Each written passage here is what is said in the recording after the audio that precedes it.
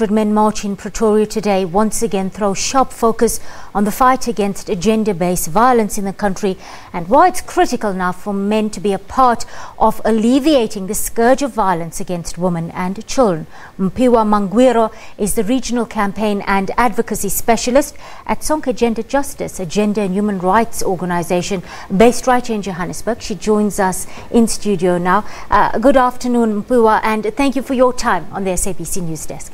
Afternoon, and thank you for inviting me to come through. Mpiwa, patriarchy and poverty proving to be a deadly combination for so many women in our country. Just tell us about the interplay between these two and why it's proving so treacherous. Yes, certainly you're right. Patriarchy and poverty are a very deadly combination. Both of them are structural forms of violence that continue to oppress women. Patriarchy in its nature is domineering. It's subjugating women to the control of men. It seeks to control women's agency. It takes over women's agency and women's right and ability to make decisions, to make choices, to be able to do things for themselves.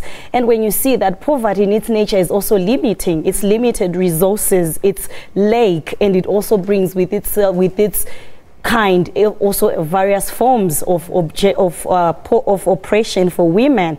And I think when you marry these two, you find that in many instances, when women are suffering poverty or going through poverty, they then have limited choices. So you find that in instances where they have men in their lives who are domineering, who are controlling, they become dependent. And because of that nature of dependence, it makes it difficult for women to also be able to exercise their own agency, to be able to make their own decisions. It actually compels women to continue to be under the rule and control of men. And even when women are in abusive relationships, many times you hear women saying that it's difficult for me to walk away because we have children. Who's going to take away? Due to financial constraints. Yes, or due to financial constraints. It comes to financial constraints to say, I have financial constraints which make it difficult for me to walk away from this situation. I am dependent on this person. And men also tend to take advantage in such situations of that position of power because it's a position of patriarchy, is a position of power. Mpiwa, we had the 100-man march in Pretoria this morning. Now, we do know that involving men is crucial in the struggle against gender-based violence, which has become so pervasive within South African society. But you work with this kind of thing every day. How difficult is it to leverage that support or involve men in these type of campaigns and secure that support? How willing are they to come forward at this point?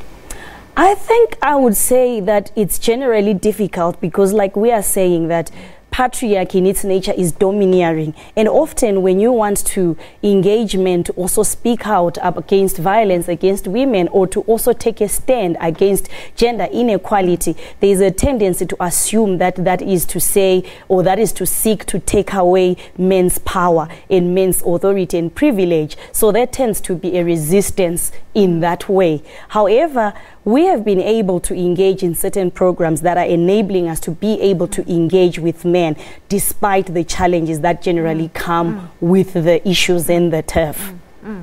And what have you found with this engagement when it comes to males, especially those who are perpetrators of domestic violence and crimes against women and children?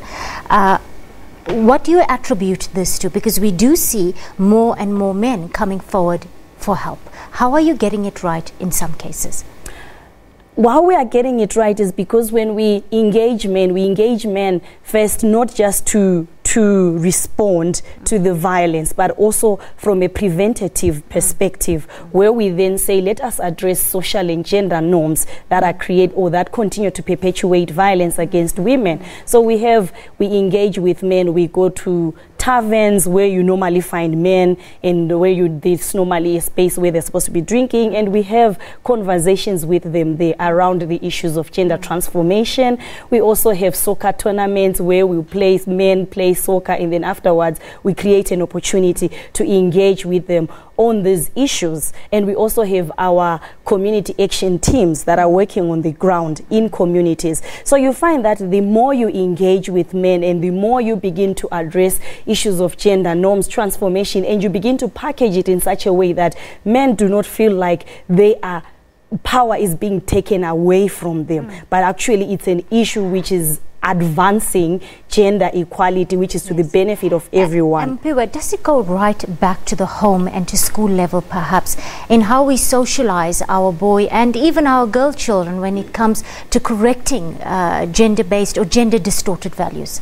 Yes. The way we raise our children is very crucial and very important. It goes back right to the home. The way the gender norms that are ingrained in the boy, or the gender norms that are ingrained in the girl, because from then they grow up with those perceptions, and that's how it plays out in future, where a man thinks they have to play particular roles and a woman has to play particular roles. But when we then start to engage with those issues, we take it there right to the way where how children are raised in the home, to challenge some of those norms, to challenge even concepts of masculinity that become toxic and end up perpetuating the violence that we continue to see in the country.